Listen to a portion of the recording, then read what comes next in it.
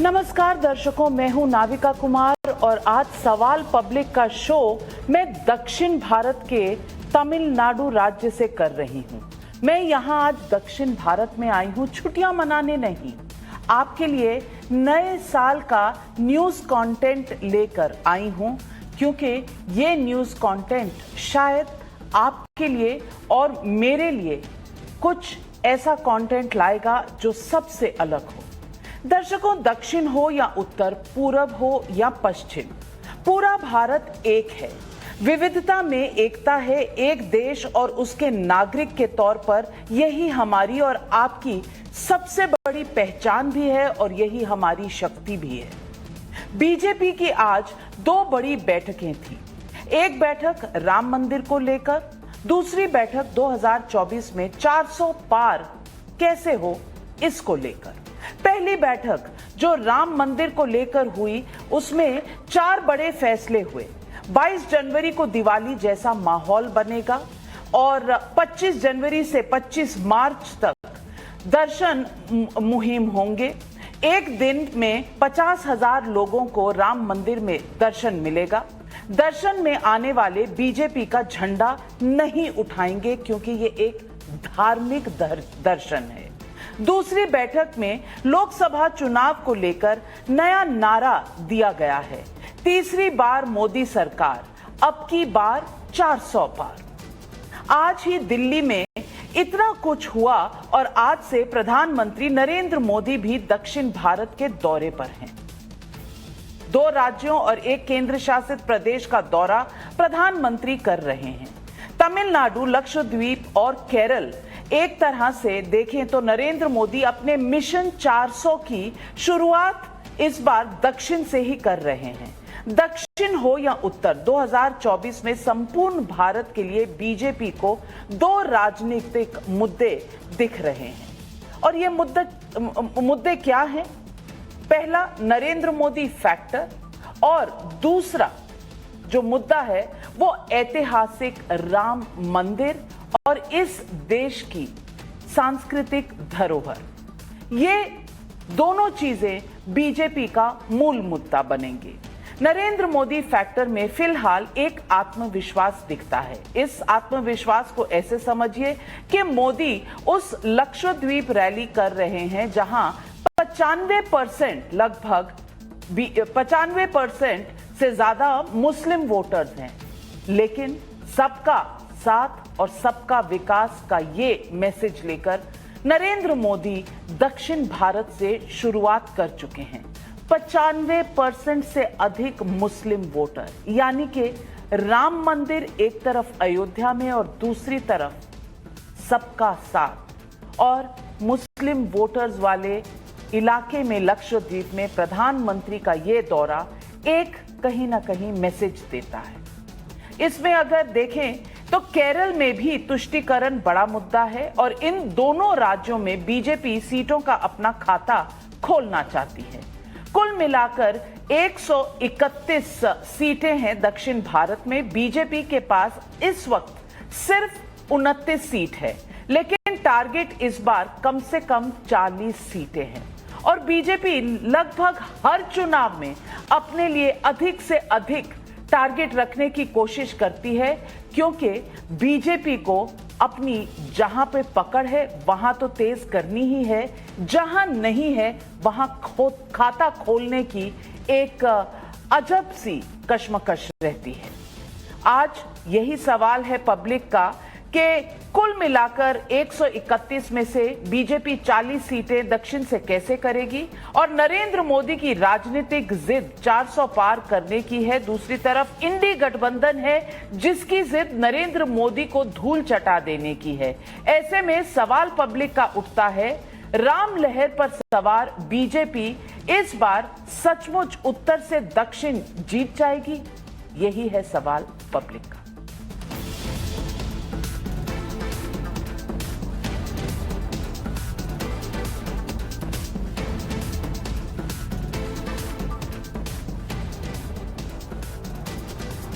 Target set करना एक बात होती है, टारगेट पूरा करना एक दूसरी लड़ाई, एक दूसरी जंग होती है।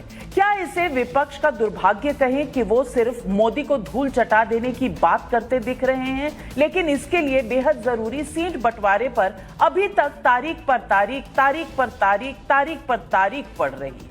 सीट का फॉर्मूला तय नहीं कर पा रहे हैं। तलवारें कैसे खींची हुई हैं, उसे एक एक एग्जाम्पल से समझिए। ममता वर्सेस कांग्रेस, इसमें सूत्र बताते हैं कि ममता दीदी बंगाल में कांग्रेस को 2 सीट के अलावा कुछ भी एक्स्ट्रा सीट देने को तैयार नहीं है। तीसरी सीट अगर ममता देती हैं तो उसके बदले नॉर्थ ईस्ट में सीट मांग रही हैं। तल्खी इस कदर है कि कुणाल घोष का ये बयान सुनिए और समझिए क्या कह रहे हैं और किस लहजे में कह रहे हैं। There is a clear difference between the stand between Delhi Congress and Bengal Congress. In Delhi Congress, Sonia ji, Rahul ji, they are eager to take cooperation from Trinamool Congress to make it possible that a solid India alliance. But in Bengal, the state Congress, they are playing a role of dalal of Bhajpa. Bengal में लोकसभा की 42 सीटें हैं। 35 जीतने का target Amit Shah ji का है, जिसके लिए शाह और नड्डा की टीम जमीन पर एड़ी चोटी का जोर लगाते हुए दिख रहे हैं। बंगाल के बगल में ही बिहार है, जहां 40 सीटें हैं। वहां राजनीति ऐसी हो रखी है कि लालू जी का बस चले तो एक कुर्सी पर संयोजक या इंडी कन्वीनर लिखाकर नीतीश जी को बैठा दें, क्योंकि उन्हें तेजस्वी जी के लिए सीएम की कुर्सी खाली करानी है। शायद नीतीश जी पूरी चालबाजी समझ गए हैं, इसलिए लल्लन सिंह का इस्तीफा हो गया है। अब आगे क्या होगा उस पर कंफ्यूजन ही कंफ्यूजन है। बिहार के बगल में उत्तर प्रदेश है, जहां डबल इंजन की सरकार है और बीजेपी का टारगेट 80 की 80 सीटें हैं। वो इसलिए क्योंकि राम मंदिर उद्घाटन की वजह से 2024 की राजनीति का एपिसेंटर उत्तर प्रदेश ही है। वहां अखिलेश जी हर दिन पीडीए की रट लगाए हैं। समझ में नहीं आता कि वो इंडी में है या नहीं, क्योंकि उनके अलावा पीडीए की तो कोई बात नहीं करता। अगर वो इंडी में है तो एक मयान में 2 तलवारें कैसी रह सकेंगी? एक इंडिया अलायंस और दूसरा पीडीए अलायंस। इंडिया के बैनर तले लड़े या फिर अलग अलग लड़े, इसकी कश्मकश जारी है। अखिलेश यादव जी का आज का बयान मैं आपको सुनवाना चाहती हूं, पीडीए को लेकर भी और राम मंदिर को लेकर भी। भगवान से बड़े कोई भी नहीं हो सकता, हम भी नहीं, आप भी नहीं, ना मुख्यमंत्री जी। और भगवान जिसको बुलाएंगे वो अपने आप दौड़ा चला जाएगा। और ये भी सही है कि भगवान किसको कब बुला ले ये भी किसी को नहीं पता। भगवान जिसको बुलाएंगे वो जाएंगे। आप जाएंगे? भगवान बुलाएंगे तो जाएंगे। अखिलेश यादव जी कह रहे हैं भगवान जिसे बुलाएंगे वो अयोध्या जाएगा। तो क्या भगवान बुलाने आएंगे? और क्या बुलाने आएंगे तो समाजवादी पार्टी उनके भक्तों यानी कार सेवकों पर गोली चलवाने की बात पब्लिक डोमेन में है, उसे स्वीकारा भी गया है। इस पूरे बयान से एक ही बात मुझे समझ में आती है कि आगे कुआं है पीछे खाई। राम मंदिर उद्घाटन में जाओ तो भी वोट बैंक बिगड़ जाएगा, ना जाओ तो भी बिगड़ जाएगा। लेकिन अब पंजाब चलिए, वहां केजरीवाल जी की ही पार्टी है, जहां भगवंत मान साहब चीफ मिनिस्टर हैं। वो कांग्रेस को एक थी कांग्रेस बताने पर तुले हुए हैं। तो कांग्रेस आम आदमी पार्टी को 40% तिहाड़ी पार्टी कह रही है। तू मैं का केवल एक लेवल सुन लीजिए। आप कांग्रेस के लीडर कह रहे हैं कि साडी पार्टी का सफाया हो जाएगा जे आप खिलाफ करना। ਤੇ ਹੁਣ ਕੀ ਹੋਇਆ ਹੈ ਉਹਨਾਂ ਦਾ? ਨੇ ਹੁਣ ਕੀ ਹੋਇਆ ਹੈ? ਪੰਜਾਬ ਤੇ ਦਿੱਲੀ 'ਚ ਮਾਂ ਆਪਣੇ ਬੱਚੇ ਨੂੰ ਦੁਨੀਆ ਦੀ ਸਭ ਤੋਂ ਛੋਟੀ ਕਹਾਣੀ ਸੁਣਾ ਸਕਦੀ ਹੈ। एक थी कांग्रेस। एक समय आएगा जब माताएं ये कहेंगी कि एक आम आदमी पार्टी हुआ करती थी जो आजकल तिहाड़ जेल में मिलती है। हम भी ये कह सकते हैं क्योंकि कोई ऐसी पार्टी नहीं है हिंदुस्तान में जिसके 2-2 बड़े मंत्री, 5 या 10 तो टोटल इनके नेता हैं, उसमें 40% नेता तो जेल में है। भाई कांग्रेस से तो 1000 नेता है ना, इनके तो हैं 4-5 नेता, उसमें 2 जेल में हैं, 2 जाने को तैयार बैठे हैं। तो अगर हम ये कह दें कि ये तो पार्टी ही इस तरीके की है, तो उसका क्या मतलब है?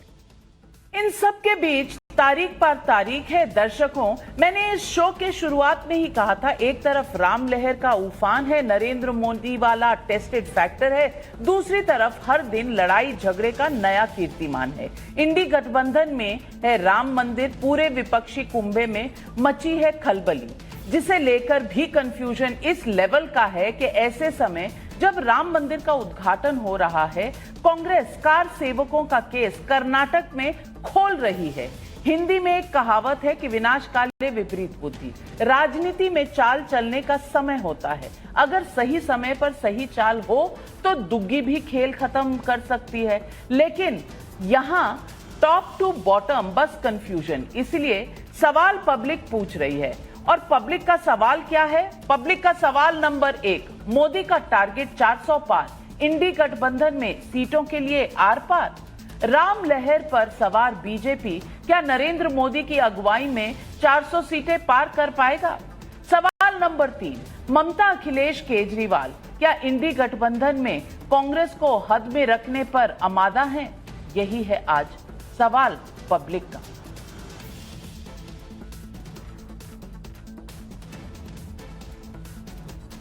और इन सवालों के जवाब देने के लिए हमारे साथ जुड़ रहे हैं जगत गुरु राम दिनेशाचार्य, हरि धर्मपीठ अयोध्या से, तहसीन पूनावाला राजनीतिक विशेषज्ञ, कांग्रेस पार्टी को सपोर्ट करते हैं, मनोज यादव जी समाजवादी पार्टी के प्रवक्ता हैं, किशोर तिवारी शिवसेना के प्रवक्ता हैं, उद्धव गुट के। लेकिन मेरा पहला सवाल जाता है सुधांशु त्रिवेदी जी को, सांसद भी हैं और बीजेपी के वरिष्ठ प्रवक्ता भी हैं। सुधांशु जी, सवाल यह है कि एक तरफ राम मंदिर की धूम मची है, तो दूसरी तरफ 31 साल पुराना कार सेवकों का केस निकालकर कांग्रेस कर्नाटक में एक कार सेवक को अरेस्ट कर रही है। ना सिर्फ ये, रोज रोज एक थी कांग्रेस और दूसरा कह रहा है तिहाड़ी आम आदमी पार्टी, वहां ममता बनर्जी कांग्रेस पार्टी में जिस तरह की जंग छिड़ी हुई है, लेफ्ट और कांग्रेस में भी जंग है। ये इंडी गठबंधन की तारीख पर तारीख पड़ती जा रही है। अब तक सीटों के बंटवारे पर कोई भी अंतिम फैसला नहीं हो पाया। ये क्या नरेंद्र मोदी से टक्कर ले पाएंगे, जहां नरेंद्र मोदी जी ने आज दक्षिण का दौरा भी शुरू कर दिया, और इस तरह का आत्मविश्वास के राम मंदिर की धूम के बीच आज लक्षद्वीप में भी हैं, जहां 95% मुस्लिम वोटर है। देखिए, ऐसा है कि जो ये तथाकथित इंडी गठबंधन है, वास्तविकता में नकारात्मक आधार पर बना हुआ कोई भी गठबंधन दीर्घजीवी नहीं होता है। ये भारतीय राजनीति का स्थापित सत्य है। मैं याद दिलाना चाहता हूं, जो उस समय जबकि लोकतंत्र का काला अध्याय था, इसके उपरांत जब हमने अपनी पार्टी का विलय कर दिया था जनता पार्टी में, उसके बावजूद जनता पार्टी में लड़ाई हो गई थी सत्ता में आने के बाद 2 साल के अंदर, क्योंकि नारा सिर्फ टारगेट ये था कि इंदिरा हटाओ, जबकि उस समय बहुत भयंकर अत्याचार हुआ था, सब पार्टियों ने विलय कर दिया, उसके बावजूद लड़ाई हो गई। वीपी सिंह का मामला आया, उसके बाद फिर लड़ाई हो गई। अगर आप देखें, सिर्फ बीजेपी को रोकने के लिए देवगौड़ा और गुजराल जी की सरकार बनी, उसमें भी लड़ाई हो गई, वो सब किनारे हो गए। सकारात्मक आधार पर जब गठबंधन बनता है, जब एनडीए बना, अटल जी के नेतृत्व में कार्यकाल पूरा किया, मोदी जी के नेतृत्व में 2 कार्यकाल पूरे हुए। आज इंडिया गठबंधन जो है, ये केवल नकारात्मक आधार के ऊपर बना हुआ, और उत्तर से दक्षिण तक देखें है कहां। वही कश्मीर में तो गुपकार गैंग के रूप में पहले ही थे, पंजाब का हाल आपने बता ही दिया, वहां है नहीं, हरियाणा में कांग्रेस से सीधी लड़ाई है, उत्तराखंड और हिमाचल में कांग्रेस से सीधी लड़ाई है, राजस्थान, गुजरात, मध्य प्रदेश में और छत्तीसगढ़ में कांग्रेस से सीधी लड़ाई है। तो उत्तर प्रदेश में कांग्रेस है नहीं, समाजवादी पार्टी से सीधी लड़ाई है। तो बिहार में इनका पहले ही गठबंधन चल रहा है, बंगाल में दीदी मानने को तैयार है नहीं। अब आइए, असम में हमारी इनकी सीधी लड़ाई है, तेलंगाना में गठबंधन है नहीं, आंध्र प्रदेश में गठबंधन है नहीं, तमिलनाडु में पहले ही डीएमके के साथ गठबंधन था, तो केरल में आपस में लड़ाई है, महाराष्ट्र में महाराष्ट्र विकास अघाड़ी पहले ही से है। मेरे भाई है कहां ये जो आपने ख्वाबों ख्यालों का गठबंधन बनाया उत्तर से दक्षिण तक? ये तो बता दें, सिर्फ मोदी जी के प्रति घृणा में चंद वो लोग जो भ्रष्टाचार में आरोपी हैं और सामाजिक न्याय के नाम पर अपने परिवार की आय को, भ्रष्टाचार से अर्जित आय को बचाने के लिए एकत्र हुए हैं, केवल और केवल मोदी जी के प्रति ईर्ष्या, द्वेष और घृणा के कारण उस कारण यह स्थिति है और यह सहज और स्वाभाविक है। और एक बात मैं कर्नाटक की घटना पर भी कह दूं, देखिए कर्नाटक में वास्तविकता में मैं कहना चाहता हूं, देश के गरीबों से, ये जिसको ये दलित, पिछड़ा, वंचित कहते हैं, क्योंकि हम किसी को दलित नहीं मानने को तैयार हैं, मगर जो शब्द प्रयोग किया था सब कान खोलकर सुने। क्या कहा था? 2000 रुपए देंगे, 4000 रुपए का फायदा देंगे। ये 2000 और 4000 का चूरन दिया था कर्नाटक की सरकार ने।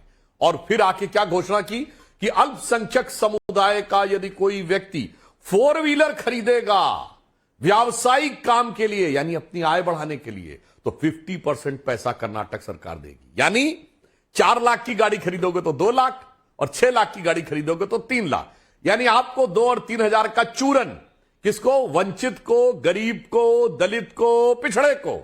और उसके बाद जो मजबूत वाला वोट बैंक है, जिसके चरणों में कदमबोसी करनी है जाके, उसको 2 लाख और 3 लाख।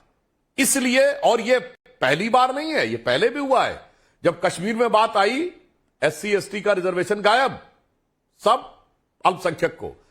अलीगढ़ मुस्लिम यूनिवर्सिटी और जामिया मिलिया ने दलित और पिछड़ों का आरक्षण समाप्त कर दिया। कोई बात नहीं, 50% आरक्षण मुस्लिमों को दे दिया, वो दे दिया।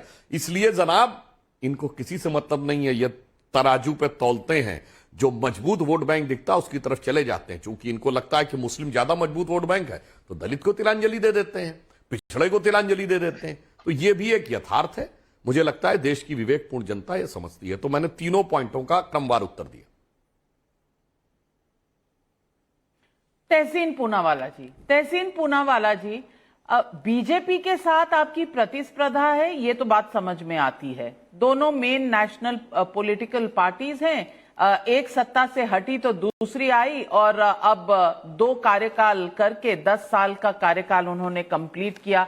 तो आप दोनों के बीच में तो समझ आता है, लेकिन ये इंडी गठबंधन में रोज रोज क्या हो रहा है? एक तरफ कुणाल घोष गाली दे रहे हैं, दूसरी तरफ भगवंत मान कह रहे हैं एक थी कांग्रेस, और तीसरी तरफ जहां राम मंदिर का एक तरह से धूम मची हुई है, देश राममय हुआ है, उसके बीच में कभी आप कार सेवक को अरेस्ट कर लेते हैं 31 साल पुराने केस में, और दूसरी तरफ आप जो आपको निमंत्रण मिलता है उसको ठुकराते चले जाते हैं। आपको समझ नहीं आ रहा, आना है, जाना है, पूजना है, नहीं पूजना है, जनेऊधारी हैं या नहीं है, शिव भक्त हैं कि राम भक्त हैं, राम काल्पनिक है कि नहीं है। तहसीन पूनावाला जी, इतने कंफ्यूजन में चुनाव कैसे लड़ेंगे? कहीं भी किसी भी राज्य में अभी तक सीटों के बंटवारों को लेकर कुछ नहीं हुआ, और नया साल भी आ गया, 31 दिसंबर की डेडलाइन भी पार हो गई। नमस्कार नाविका जी, अव्वल आपको, सभी फेलो पैनलिस्ट को और टाइम्स नव भारत के सभी दर्शकों को नववर्ष की ढेर सारी शुभकामनाएं। आज के दिन यानी कि साल के दूसरे दिन मुझे आपके साथ शिरकत करने का मौका मिला, इसलिए मैं आपका शुक्रगुजार हूँ। बहुत सारी चीजें सुधांशु जी ने कहा, 60 सेकंड से ज्यादा लिया, तो मैं भी सारी चीजों का जवाब दूंगा। सुधांशु जी से मैं बिल्कुल इत्तेफाक रखता हूँ। जो उन्होंने बताया, पहले से गठबंधन थे, उदाहरण महाराष्ट्र, तमिलनाडु, जो सुधांशु जी ने बताया, तो वो तो गठबंधन है। तो मैंने आपके शो पे भी पहले कहा, दोबारा से कह रहा हूं, 90% स्टेट्स में, सूबों में कोई दिक्कत ही नहीं गठबंधन की। ये तो पहले से गठबंधन थे। 160 से लेकर 190 सीटों पर डायरेक्ट फाइट है कांग्रेस और बीजेपी का। अगर आप नॉर्थ स्टेट्स मान ले या नॉर्थ और उसके साथ आसाम देख ले, तो डायरेक्ट फाइट थे, तो वहां पर कोई दिक्कत नहीं है। पंजाब और केरल, जिसके बारे में सुधांशु जी ने जिक्र किया, वहां पे भाजपा का कोई लोकस नहीं है। तो चाहे कांग्रेस जीते या आम आदमी पार्टी जीते, लेफ्ट जीते, कांग्रेस जीते, भाजपा वहां पे जीतेगी नहीं। वो मूल भाजपा, वो मूल इंडिया अलायंस ही जीतेगी। तो वहां पर कोई दिक्कत नहीं, 90% में कोई दिक्कत नहीं, 10% है, वो सॉर्ट आउट हो जाएगा। तो आपकी ये चिंता को मैंने दूर कर दिया। दूसरी बात मैं बता दूं, राम राज्य क्या होता है नाविका जी? इस वक्त अगर आप या आपके दर्शक जानते, सारे पेट्रोल पंप के बाहर लाइन लगी, जो काले कानून पास किए गए पार्लियामेंट के अंदर विपक्ष को बाहर निकालते, करीबन 150 विपक्ष के नेताओं को बाहर निकालते। आज सारे ट्रक ड्राइवर स्ट्राइक पे, किसी राजनीतिक दल ने नहीं किया, सारे ट्रक ड्राइवर स्ट्राइक के ऊपर है। और अभी पेट्रोल की शॉर्टेज हुई है, अगर इसको सरकार ने सॉर्ट आउट नहीं किया तो दूध और बाकी चीजों, अन्न की शॉर्टेज होगी। सरकार ने इस तरह से कानून पास करते, बार बार कानून पास करते, लोगों को स्ट्राइक पे जाना पड़ता है, लोगों को प्रोटेस्ट करना पड़ता है, चाहे फिर वो फार्म लॉज हो, चाहे दूसरे कानून हो। ये सरकार, ये राम राज्य है? मैं आपसे पूछ रहा हूं, क्या राम राज्य क्या राम राज्य का मतलब है कि इंसाफ नहीं मिले? आज तक प्रधानमंत्री जी लक्षद्वीप चले गए, आपने उसका जिक्र किया, मणिपुर गए प्रधानमंत्री जी, ब्रिजभूषण शरण सिंह जी आज भी उसी पार्लियामेंट के अंदर बैठे, और विदुरी जी भी। ये प्रधानमंत्री जी का सबका साथ सबका विकास है। मैं इन मुद्दों पर नहीं जाना चाहता हूं। तीसरे मुद्दे पर आकर मैं अपनी बात समाप्त करूंगा जो सुधांशु जी ने रेज किया। इंडिया अलायंस में गठबंधन है, वो चलेगा, और गठबंधन से के हिसाब से 2024 में मिल गया। मैं इसको बिल्कुल उनसे इत्तेफाक रखता हूं। नेगेटिव पॉलिटिक्स नहीं होना चाहिए, पॉजिटिव पॉलिटिक्स इंडिया गठबंधन को ये कहां करना पर है गठबंधन? मुझे बता दीजिए उत्तर प्रदेश में आपकी सीट शेयरिंग हो गई है क्या? बंगाल में सीट शेयरिंग हो गई है क्या? बिहार में सीट शेयरिंग हो गई है क्या? पंजाब में, दिल्ली में सीट शेयरिंग हो गई है क्या? तमिलनाडु में हो गई है क्या? आप किस 10% की बात कर रहे हैं? नंबर एक। और नंबर दो, आप कानून पास करने के लिए बैठते तो है नहीं संसद में, बैठते नहीं है, और बाहर आके हर कानून को काला कानून कह देते हैं। अब इसका जवाब सुधांशु जी आप तहसीन पूनावाला जी को दे दीजिए। समाप्त होने दीजिए ना, 10 सेकंड। आप मुझे एक चीज का जवाब, 10 सेकंड। पार्लियामेंट से विपक्ष के नेताओं को बाहर फेंका, ठीक है, बोल लीजिए। और ये बिल्स पास हुए, 10 सेकंड दूंगा, ये बिल्स पास हुए। इसका अंजाम ये हुआ कि इस वक्त सारे देश के अंदर हड़ताल चल रही है।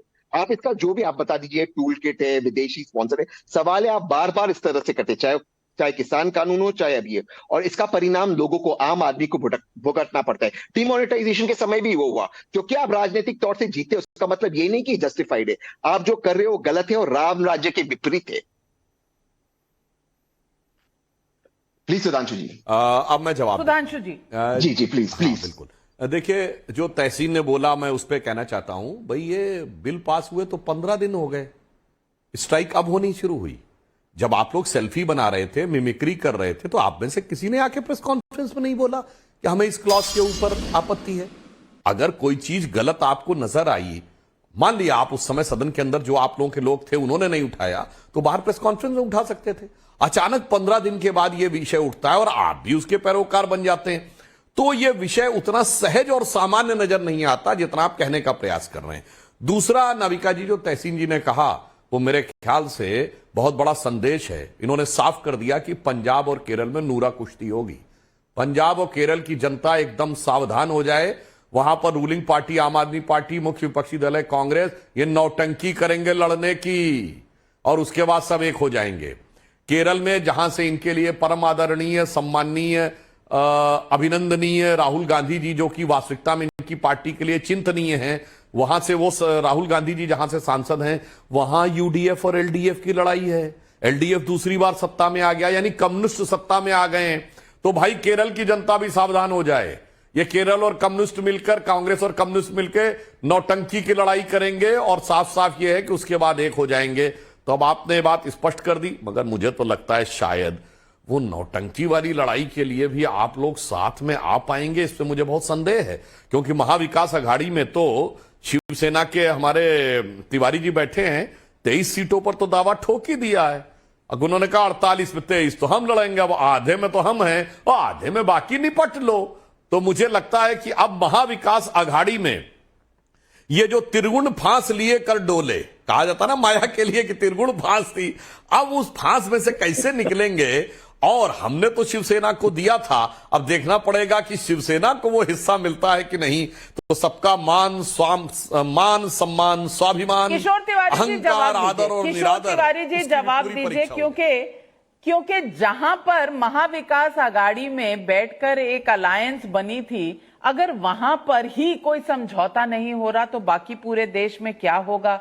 नंबर एक। और नंबर दो, ये किन लोगों के साथ आप बैठे हैं? क्योंकि कार सेवक 31 साल पहले वाले अपने किसी केस में आज अरेस्ट हो रहे हैं, जब राम मंदिर के किवाड़ खुलने वाले हैं। तो किशोर तिवारी जी, कौन सा दोस्त कौन सा दुश्मन होगा आपका? नहीं, ये देखो, हमारी चिंता सुधांशु जी कर रहे हैं, लेकिन मैं पहली बात कर लेता हूं। नाविका जी, नए साल की तुम्हें मुबारकबाद। जिस प्रकार से टाइम्स नाउ इंग्लिश आपका नंबर 1 है, वैसे ही टाइम्स नाउ नवभारत भी हो, ये बात मैं कर रहा हूं। और आपकी पत्रकारिता में निष्पक्षता आ जाए, इसके लिए भगवान प्रेरणा दे, ये भी एक बात करता हूं। और तहसीन तहसीन को, मनोज को, शंकराचार्य जी को भी और सबको, और सुधांशु जी इस साल 23 में तो तुम्हारा ग्राफ बहुत ज्यादा गया, पॉपुलैरिटी का बहुत ऊपर गया। तो शायद तुम्हें सलाहकार मंडल में भेज देंगे, क्योंकि मोदी जी को ये जुआता नहीं है।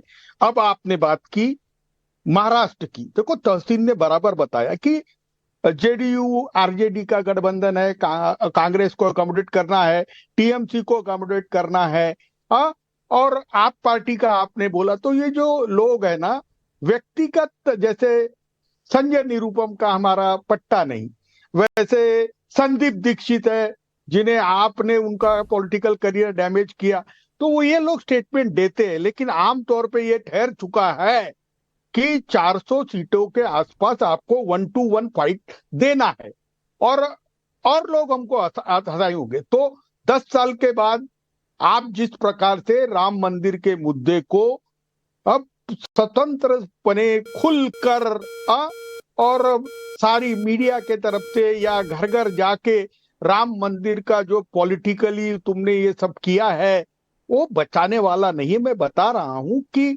किसानों का मुद्दा लो, बेरोजगारी का मुद्दा लो, शिक्षा स्वास्थ्य का लो, या ग्रामीण विकास की आर्थिक नीति का हो।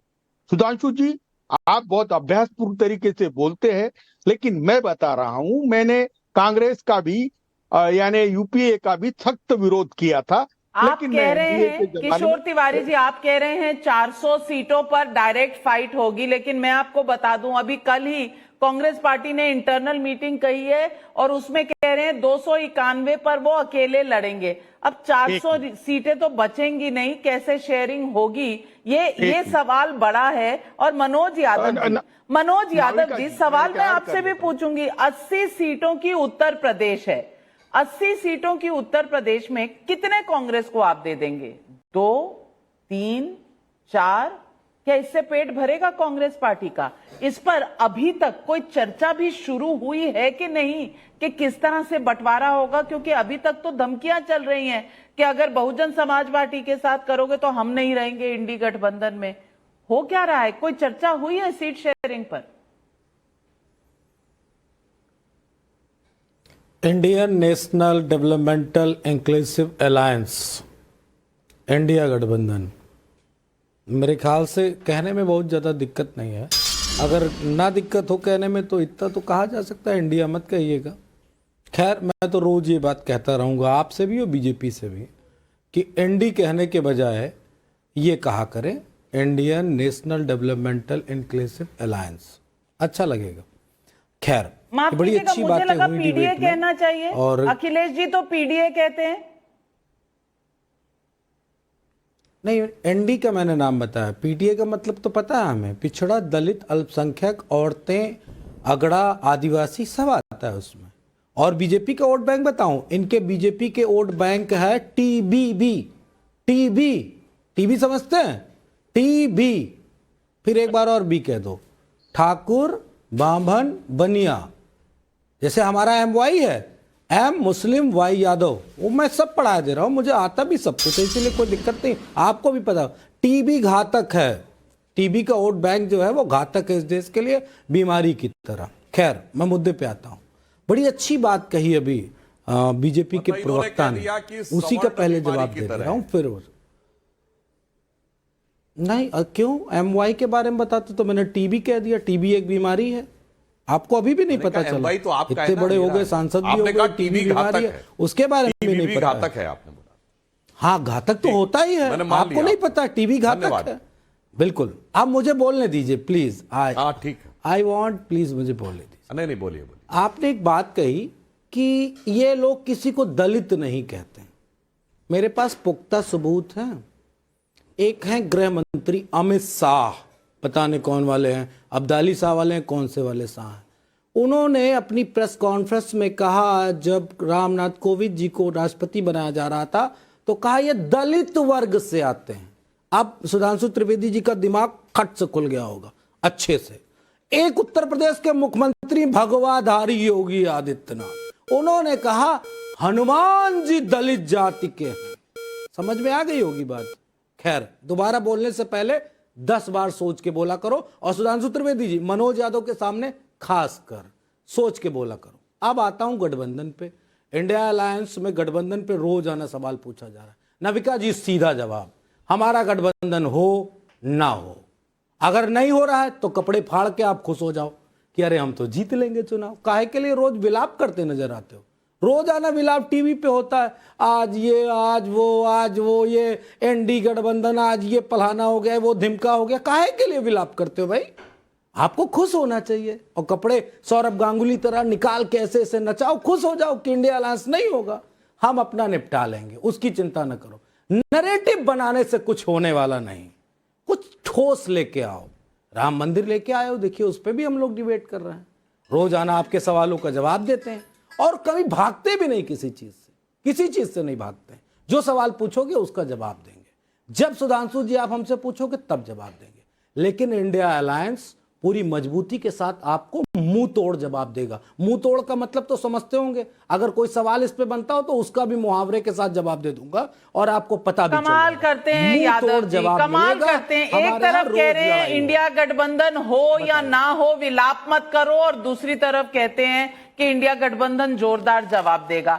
अब मैं तो कंफ्यूजी आ गई हूं, पता नहीं पब्लिक कितनी कंफ्यूजी आई है। आपको समझ आया सुधांशु जी? हमें तो कोई प्रॉब्लम नहीं है, रोजाना टीवी पे कहा जा रहा है ना, रोजाना टीवी कोई आवश्यकता नहीं थी निजी टिप्पणियां करने की, पर दर्शक देख रहे होंगे कि भैया जो मनोज जी बोले, ये भैया जी भावनाओं बह के क्या बोले किसी के समझ में नहीं आया।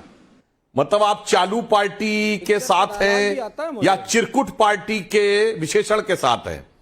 आप उसके साथ हैं कि अभी स्थिति यह है कि पंजे में 5 उंगलियां होती हैं, 5 सीटें कांग्रेस को मिलेंगी, इसमें कोई, अरे आपने रिटर्न पे बोलिए साहब, आप हम 50 देंगे, एक बार आप भी बोल लीजिए, मैंने भी एक बार आपको बोला था 50 देंगे। हाँ, अब मैं बताता हूं इनके हिसाब से, शायद इनको अपनी पार्टी का इतिहास नहीं पता। इन्होंने कहा टीबीबी घातक है। भैया 2003 में जब मुलायम सिंह सरकार बनाए थे तो आपके नेता अमर सिंह टीवी पे बोलते थे, मैं इतने छत्री मुख्यमंत्री बनवाऊंगा, इतने छत्री मंत्री बनवाऊंगा जितने इस उत्तर प्रदेश के इतिहास में नहीं बने होंगे। अब टीबी घातक है। ये परशुराम की मूर्ति काहे लगवाए थे भाई ब्राह्मण सम्मेलन करके 2022 चुनाव से पहले? ध्यान है कि नहीं? मनोज यादव जी, व्यक्तिगत टिप्पणी करने की जरूरत नहीं है। जब आप बोले तो मैं ये नहीं कह रहा हूं मेरे सामने, आप अपने को आईने के सामने रखकर सोच समझ के बोला करिए। अब मैं दूसरी बात बताना चाहता हूं, हम तो आपको जो आपने घातक कही, इस देश के पिछड़ों के लिए, दलितों के लिए, अल्पसंख्यकों के लिए कौन टीवी बन गया? अरे प्रदेश के पिछड़ों की बात बता रहा हूं। पता तो है ना दुनिया को। काहे आप भावना में बह जा रहे हैं? मैं बता दे रहा हूं ना, मैं पीडीए बताता हूं। मनोज जी अपने अपने समय पर मनोज जी आपने उकसाने वाली बातें कही, तब भी सुधांशु त्रिवेदी जी नहीं, आपके उकसाने से नहीं बोले कुछ बीच में, उन्होंने अपनी टर्न की इंतजार किया। अब थोड़ा आप तसल्ली करें, पहले बात सुन ले फिर काउंटर कीजिए। मान्यवर, अब संयम कमाल करते हैं। अब पीडीए के लिए समय दे दीजिएगा, मैं बोलूंगा। पिछड़ा, दलित और अल्पसंख्यक, हाँ बिल्कुल। मैं एक सवाल पूछता हूं, दलितों का reservation in promotion Akhilesh Yadav की सरकार ने समाप्त किया या नहीं? बोलिए हाँ या ना। प्रमोशन में दलितों का आरक्षण समाप्त कर दिया। अब बताइए आगे, हम उसको दोबारा लागू करेंगे। अब आया पिछड़ा दलित, अब देखिए आपने रिटर्न पे सर, अब देखिए बात गलत है, लागू करेंगे। मत बोलिए, एक बार बोल दिया आप पॉइंट, जैसे मैं आपका बिंदुवार उत्तर दे रहा हूं, अपने टर्न पे बिंदुवार उत्तर दीजिएगा। ठीक, अगला पॉइंट, तो मुझे दलितों की पहली मुख्यमंत्री जो उत्तर प्रदेश में बनी, उन पर जानलेवा हमला किया कि नहीं? और यह हलफनामा कोर्ट में मायावती जी का द्वारा दिया हुआ है, उसमें यह शब्द प्रयोग है कि समाजवादी पार्टी के गुंडे मेरी जान लेना चाहते थे, और उन दलित विधायकों के बयान है कि जातिवाचक शब्दों के साथ अपमानित करते हुए उन्हें पकड़ पकड़ कर गाड़ी में बैठा के ले जाया गया या नहीं। इसमें कोई किंतु परंतु नहीं, यह विषय केवल कोर्ट का मैंने कोट किया, और आपने जो संवैधानिक ढंग से काम किया दलितों का आरक्षण समाप्त करने का, वो मैंने बता दिया। अब मैं दूसरा उदाहरण आपसे बताना चाहता हूं। जो आपने कहा पिछड़े, तो भाई हमने अभी जितने मुख्यमंत्री उप मुख्यमंत्री बनाए, और इससे पहले उत्तर प्रदेश, बिहार, मध्य प्रदेश मिला के हमने 11 पिछड़े सीएम और डिप्टी सीएम बनाए। अगर प्रधानमंत्री जी को जोड़ लीजिएगा तो पीएम, सीएम और डिप्टी सीएम हमने 11 बनाए हैं। उसमें केवल 4 लोग ऐसे हैं, 2-2 लोग एक जाति के हैं, उमा भारती जी और कल्याण सिंह जी, और मोहन यादव जी और बाबूलाल गौड़ जी, यानी 12 में 10 अलग अलग जातियां। मैं चुनौती से पूछता हूं, पिछड़ों में 2 जातियां बनाइए, जिसको दिया वो जाति तो छोड़ दीजिए, वो छोड़ दीजिए। यादव में बताइए, मोहन यादव हमारे दूसरे यादव मुख्यमंत्री हैं, आपका परिवार के बाहर का एक यादव बताइए, एक। जब देना होता है तो मुलायम सिंह जी, फिर उनके भाई, उनके दूसरे भाई, उनके बेटे, उनकी बहू और उनका भतीजा लालू प्रसाद यादव जी, मैं, मेरी पत्नी, मेरा साला, मेरा मनोज बेटा, यादव, मेरा दूसरा बेटा, मेरी बेटी। मनोज यादव जी जवाब दीजिए। यादव समाज में भी एक योग्य नहीं मिलता, पिछड़ों के छोड़ दीजिए। बिल्कुल बिल्कुल। देखिए नविका जी, अरे आप रुक जाओ, सुन तो लो भाई, सुन तो लो, जवाब तो सुन। और 10 अलग अलग, बिल्कुल अब जवाब दे। अरे दे दिए आपने, सारे दे दिए, सारे दे दिए। हाँ, जब हम मंडल की बात कर रहे थे तो मंडल का विरोध किसने किया था और कमंडल यात्रा किसने निकाली थी? एक बात, इस आपके सारे सवालों के छोटे छोटे सवाल किए, इसका एक ही जवाब है। हाँ, मंडल का विरोध बीजेपी ने किया, उसके अगेंस्ट में कमंडल लागू किया। और आपने अगर किया, हमने प्रमोशन में आरक्षण खत्म किया उत्तर प्रदेश में, आप ये कह रहे हैं ना, आप कौन से राज्य में दे दिए प्रमोशन में आरक्षण दलितों को? उस राज्य का नाम बताइए थोड़ा सा हमें। हमारी तो सरकार एक प्रदेश में थी, आपकी 10 में, पता नहीं क्या 20 प्रदेश में थी, आपने किस में दिया? आप किस में दिए प्रमोशन में आरक्षण दलितों को? आपने किस में दिया? किस राज्य में दिया? कर्नाटक में दिया? कहां दिया? तमिलनाडु में दिया? कहां? जवाब दे लीजिए। आंध्रा में दिया? तेलंगाना में दिया? कहां पे दिया? महाराष्ट्र में दिया? मध्य प्रदेश में दिया? राजस्थान में दिया? तो हमारी सरकार पश्चिम बंगाल में दिया? कहां दिया? अरे जहां है वहां दिया, बताओ ना। मैं तो गिना रहा हूं पूरे देश के नाम। हाँ, आप मुझे बताओ कौन से स्टेट अटल जी की सरकार ने दिया था मेरे भाई, अगर कुछ पता नहीं तो पढ़ के आया करो। अटल जी की कहां दिया आपने? किस उत्तर प्रदेश में समाजवादी पार्टी ने अगर प्रमोशन में आरक्षण खत्म किया तो आपने किस स्टेट में दिया? आपने आगे राज्य में पलट दिया। 10 साल से ढपली बजा रहे हो क्या? इन्होंने स्वीकार तो आप दे दो ना, क्यों नहीं 10 साल में दे पाए? चलिए, पिछड़ों को क्या दिया आपने? पिछड़ों को आपने क्या दिया? सब जगह और दलितों को क्या दिया? कौन सा प्रमोशन में आरक्षण दिया? अरे आरक्षण खाने वाले मनोज यादव जी, अब आप इंडिया अलायंस बकासुर की तरह अलायंस में है, ये समझा दीजिए। लेकिन मैं जगत गुरु दिनेश आचार्य जी से पूछना चाहती हूँ। जगत गुरु जी, सवाल आज ये है, एक तरफ जाति की बांटने की बात हो रही है और दूसरी तरफ राम मंदिर हिंदुओं को तो जोड़ रहा है, लेकिन विपक्षी दलों को कहीं ना कहीं बांट रहा है। निमंत्रण दो तो मुश्किल, ना दो तो मुश्किल। कार सेवक को 31 साल के बाद आज फिर से अरेस्ट कर लेना। अगर निमंत्रण दिया जाए तो बोलते हैं कि भाई ये पूरा राजनीतिकरण हो गया है। ये मुद्दा देश को जोड़ने का है या ये सिर्फ कोरी राजनीति है? देखिए, मुझे लगता है कि अध्यात्म से निकालकर और इसकी पूरी जो रूपरेखा है वो राजनीति की तरफ प्रेरित करना चाहते हैं। मुझे लगता है कि लोगों को राम मंदिर से ज्यादा समस्या नहीं है, समस्या इस बात से है कि राम मंदिर का श्रेय कौन ले रहा है। जब राम मंदिर की बात आती थी तब लोग राम जी को काल्पनिक कहते थे, जब राम सेतु की बात आती थी तब लोग काल्पनिक कहते थे। अयोध्या का नाम लेने और अयोध्या आने से लोग डरते थे।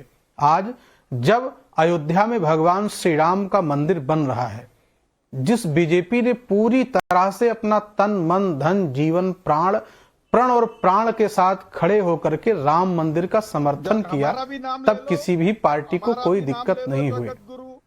हमारा भी नाम ले लो, शिवसेना का भी ले लो। हाँ, आपका नाम तो लेंगे, लेकिन क्या है कि आपने पाला बदल दिया, इसलिए आपका नाम नहीं ले सकते हैं अब हम। अब तो उन लोगों के साथ खड़े हो गए ना, उन लोगों के साथ खड़े हो गए जिन्होंने हलफ। नरेंद्र मोदी से डर रहे हैं क्या? बात किया है, क्या बात करूं मैं? आप, अरे नरेंद्र मोदी से आप डरिए ना, डर के मारे तो आपकी ये हाल हो चुकी है, इसलिए तो ऐसा बोल रहे हैं। आप डर रहे हैं क्या? आप टीवी बोल रहे हैं बैठ करके। आपके स्वामी प्रसाद मौर्य जी आपके रामचरितमानस को जलाने की बात कर रहे हैं, और फिर आपकी पूरी पार्टी एक तरफ से खड़ी होकर के कहती है कि मेरा स्वामी प्रसाद मौर्य से कोई लेना देना नहीं है। डर तो आप लोग रहे हैं, और डर का ही तो कारण है कि राम जी का विरोध करने लगे। नरेंद्र मोदी और भाजपा का विरोध करते करते आप लोग राम मंदिर का विरोध करने लगे, भगवान श्री राम का विरोध करने लगे, और अभी भी आप लोगों की आंखें नहीं खुल रही हैं। जवाब देंगे तो मैं ये कहना चाहता हूं कि हाँ, अरे क्या आप जवाब देंगे? सुप्रीम कोर्ट थोड़ी है कि आप जवाब देने के लिए बैठे हैं। क्या जवाब देंगे आप? तो इस टीवी डिबेट में क्या आपका कथा सुनने के लिए बैठे हैं क्या? आप कथा कहोगे, हम कथा सुनेंगे आपकी। आप प्रपंच करोगे, हम आपका प्रपंच सुनेंगे। इसके लिए थोड़ी नहीं बैठे, सवाल का जवाब दिया जाता है। आप इतने तो पढ़े लिखे महंत ही हैं, आप जैसे आप इतने बड़े तो धर्मगुरु हैं कि आप जानते हैं वाद विवाद होता है, जब बहस होती है, जब डिबेट होती है, जब दो लोग सवाल जवाब करते हैं, मुझे आपसे सर्टिफिकेट नहीं चाहिए कि मैं पढ़ा लिखा हूं या अनपढ़ हूं। तो इतना जानते ही होंगे। अगर इतना भी नहीं पता है तो आप कैसे धर्म अच्छी तरह से जानता हूं, मैं अच्छी तरह जानता हूं, पर आपसे सर्टिफिकेट लेने की आवश्यकता नहीं है। तो सिर्फ कथा मैं पढ़ा लिखा हूं या नहीं पढ़ा लिखा हूं, सवाल जवाब की तो बिल्कुल सही। अरे कथा आपको थोड़ी सुना रहे हैं, ऐसे हम ऐसे लोगों को कथा नहीं सुनाते, ऐसे लोगों को कथा नहीं सुनाते जिनको कथा अच्छी लगेगी आपको। अरे आप कथा सुनने वाले लोग नहीं हैं, हम लोग उन्हीं को कथा सुनाते हैं, हम लोग उन्हीं को कथा सुनाते हैं जो कथा के श्रोता होते हैं, जिनमें जिज्ञासा होती है, जो एक भक्त होते हैं। ऐसे लोगों को कथा सुनाते नहीं घूमते हैं। जो ब्राह्मणों को टीवी कहते हैं, उनको कथा नहीं सुनाता हूं मैं। कौन जो सुनता है कथा? 15% लोग, सुनिए मेरी बात, 85% लोग। कौन सुनता है? आप सुन रहे हैं कथा? हाँ, कौन सुनता है? ब्राह्मणों को टीवी कहने वाले, क्षत्रियों को टीवी कहने वाले, वैश्यों को टीवी कहने वाले, आप सुनेंगे कथा? मनोज यादव जी, एक जाति विशेष के लिए गलत टिप्पणी नहीं करना चाहिए। मुझे लगता है हमारी दलीलों में दम होना चाहिए। हमें किसी को ऊपर ऊंचा या नीचा दिखाने की कोशिश नहीं करनी चाहिए। लेकिन पब्लिक के बहुत से सवाल आ रहे हैं। संजय प्रजापति का मुंबई से सवाल है, 500 साल बाद मिली सौगात से कहीं विपक्ष इसलिए तो मायूस नहीं है क्योंकि उन्हें उनके पुराने कर्म डरा रहे हैं। रोहित जैन का लखनऊ से सवाल है, कांग्रेस को एक थी कांग्रेस बता देना, कहीं आम आदमी पार्टी का अति आत्मविश्वास तो नहीं है। बीएन चौधरी का खाटू श्याम जी सीकर राजस्थान से सवाल है, 1990 से मोदी जी को राम मंदिर के लिए लड़ता हुआ देख रहा हूं। अब जब रामलला अपने घर में विराजमान हो रहे हैं तो उनकी प्राण प्रतिष्ठा भी तो वही करेगा ना जिसने उनके लिए लड़ाई लड़ी है। तहसीन पूनावाला, ये पब्लिक के सवाल है, जवाब दीजिए। नाविका जी, मैं तीनों सवाल का जवाब एक चीज के साथ जोड़ना चाहता हूँ। जगत गुरु जी को मैं प्रणाम करता हूँ। जगत गुरु जी, आपने, क्योंकि आपके ओपनिंग रिमार्क्स में आपने कहा कि आज के पहले या मोदी जी के आने के पहले कोई अयोध्या जाने से लोग डरते थे। जहां तक मेरी जानकारी, मैं खुद स्वयं 3 बार अयोध्या गया हूँ, मोदी जी के आने के पहले और मोदी जी के बाद। ये डर मुझे पता नहीं किसको था, लेकिन मैं एक आपको क्लैरिफाई कर दूं, मैं आपकी बहुत रिस्पेक्ट करता हूँ सर। मुझे याद है सर, ये जो मुझे याद है एक शो किया था रामपंडी पे शो किया था, मैं आपके साथ था। जी सर, और मैं स्वयं आकर आपको बुला था। तो मुझे पता नहीं यहाँ पर मोदी जी को क्यों आप क्रेडिट दे रहे हैं, लेकिन मैं और एक चीज आपको याद दिला दूं। जिस आपने हलफनामा की बात की राम सेतु को लेकर, कांग्रेस ने वो गलत किया था, मैं बिल्कुल आपसे इत्तेफाक रखता हूँ। लेकिन वो हलफनामा आज भी सुप्रीम कोर्ट में वर्तमान सरकार ने वही हलफनामा डाला, चेंज नहीं किया है। सुब्रमण्यम स्वामी जी ने चेंज किया है। पार्लियामेंट के अंदर महेश शर्मा जी ने कहा मां सीता के जन्म का कोई सबूत नहीं है। सर, जो गलतियां कांग्रेस ने की भाजपा ने भी की है। और आपको बता दूं कि अडवाणी जी ने अपनी किताब में लिखा है, जिस दिन वो विवादित ढांचा टूटा बाबरी मस्जिद, वो उनकी जिंदगी का सबसे दुख भरा दिन था। भाजपा को क्रेडिट नहीं मिलना चाहिए। बाकी वो आज सुप्रीम कोर्ट का फैसला है, आप जैसे धर्म गुरुओं की परिश्रम से राम मंदिर का उद्घाटन हो रहा है। हम आपके सामने लड़ाई लड़े भाजपा, चार राज्यों की सरकार गवाए भाजपा, लेकिन भाजपा को क्रेडिट नहीं मिलना चाहिए। भाजपा कुछ ना करे, कांग्रेस को क्रेडिट दे दें तो वो ठीक है। इसके अलावा मनोज यादव जी मैं आपके पास आना चाहती हूं, क्योंकि आपने एक विशेष जातियों के लिए कहा घातक जातियां हैं। अब इस पर लोग बहुत कुछ लिख रहे हैं। मैं समझती हूं एक मौका आपको जरूर मिलना चाहिए अगर आप खेद प्रकट करना चाहे, क्योंकि हर जाति, हर इंसान इस देश का नागरिक है। कोई किसी को किसी बीमारी से संबोधित कर देना, मिला देना, शायद मुझे लगता है आपको इस पर पुनर्विचार कर लेना चाहिए। और शायद ये शब्द अगर आप वापस लेना चाहें तो इससे कोई छोटा नहीं होगा। मुझे लगता है सम्मान हर जाति का, हर इंसान का होना चाहिए। आप क्या खेद प्रकट करना चाहेंगे? मैं आपको अपॉर्चुनिटी देती। बिल्कुल नविका जी, आपने बिल्कुल सही कहा। समाजवादी पार्टी किसी का अपमान नहीं करना चाहती, लेकिन गाली भी तो नहीं सुनना चाहते हैं। आपके ही ये दर्शक जो है मुझे कितनी गालियां देते हैं पता है, फेसबुक पे, यूट्यूब पे कितनी गालियां देते हैं, क्या क्या लिखते हैं मुझे, जाहिल है, गंवार है। ये बैठे थे मेरे साथ आशुतोष जी बैठे, देश की उन्हें जनता काला है, कौवा बोल पब्लिक रहे है, हैं। वो आपके भी बॉस है, मेरे भी तो बॉस है। जनता तो क्या, मैं जनता सब कंट्रोल कुछ नहीं कह कर देगी सकती। क्या? गाली तो जनता मुझे- को सब कुछ कहने का राइट है गाली क्या? तो मुझे अरे आप इंडिया नेता बदल गठबंधन भी दो देती है। कि आप किसी को कह दोगे? गाली तो एक मिनट मुझे रुकिए, इंडिया एक मिनट गठबंधन रुकिए। भी देती है। एक मिनट बॉयकॉट रुक भी जाइए तो प्लीज। किया था ना आपने। नविका जी, आपका आई मन करता रिक्वेस्ट है टू तो यू, आप भी गाली देते हैं ना मनोज यादव जी, जी। स्पष्ट हो गया मुझे कि अपनी ये बात अपनी बात complete कर वापस लेने नहीं लेना चाहते, आगे बढ़ा जाए। मैं अपनी एक बात कंप्लीट कर लूं। आज कल को एक चैनल ने मुझे हमें कहा नमाजवादी पार्टी, यदुवंशियों को इतना अपमानित किया गया, यदुवंशियों को नमाजवादी पार्टी किया गया। हमने एफआईआर कराई है और हमने टीवी कहा है। मनोज यादव जी, मनोज यादव जी कौन क्या कहता है इस पर मैं कोई टिप्पणी नहीं कर सकती। मैंने आपके आप साथ नहीं कह सकती, मैंने अपमान आपके तो हमको साथ सहना हमेशा पड़ता है ना। क्यों सम्मान से अपमानित करते हैं लोग? नहीं, पर मैं बिल्कुल, कभी नहीं आपका बहुत करती, सम्मान करता मैं हूं। कभी नहीं करती, मैं इसीलिए आपका मैंने बहुत कहा सम्मान करता हूं। मैं अगर कभी आप भी ये आपको शब्द एक शब्द वापस नहीं लेना बोलता। चाहे तो ले ना सकते आपको ना हैं। आपके चैनल को नहीं। देखिए बिल्कुल हम समाजवादी जी, किसी का क्योंकि अपमान नहीं करना चाहते। हम लेकिन एक मैंने लक्ष्मण वही रेखा कही बचाते। जो MY रोज कहा जाता है। कहीं ये सुनिए, मैं कह रहा हूं हमको कहा जाता है मुस्लिम यादव की सुधांशु पार्टी। जी, तो हम भी कह रहे हैं आप टीवी की पार्टी हैं, आप टीवी की पार्टी हैं। बस बात देखिए, मैं विनम्रता से चाहूंगा नाविका नाविका जी, दर्शकों के हित को ध्यान में रखते हुए जैसे मैंने शांति से बात सुनी है वैसे ही मनोज जी भी सुने। अन्यथा जब मैं बोलूं बाकी लोग बोले मेरा फेडर ऑफ कर दीजिए, जब मैं बोलूं तो उनका फेडर ऑफ कर दीजिए, ताकि दर्शकों के साथ न्याय हो सके। अब इनके अंतिम वाक्य से लेता हूं। इन्होंने कहा कि यदुवंशियों का इतना अपमान करेंगे, यही तो मैं सुनना चाहता था। यादव तो यदुवंशी हैं, भगवान कृष्ण के वंशज। तो भगवान कृष्ण क्या थे? क्षत्रिय तो थे, तो बीमारी कह दिया आपने। अब आइए, आपने कहा नमाजवादी पार्टी थे, कितना अपमान करेंगे। ये नमाज अपमान का भरी सभा के कौरवों ने भरी सभा में उनका किस तरह से अपमान किया था, आपको मालूम है क्या? हाँ, अरे भाई मैं वही, अब आपने अपने टर्न पे बोली, मैं कह रहा था देखिए अब किस तरह से भगवान कृष्ण का भरी सभा में कौरवों ने अपमान किया था। एक ग्वाले, तू इस सभा में बैठने के लायक नहीं है, इस तरह अपमानित किया गया। वही आप कर रहे हैं, क्या छत्री बता रहे हो? वही आप कर रहे हैं। तो मैं पूछना चाहता हूं, कृष्ण जन्मभूमि के साथ है कि नहीं? बोलिए। आपको क्या आता है? मस्जिद वहां से हटनी चाहिए कि नहीं? आपको नहीं कुछ आता है।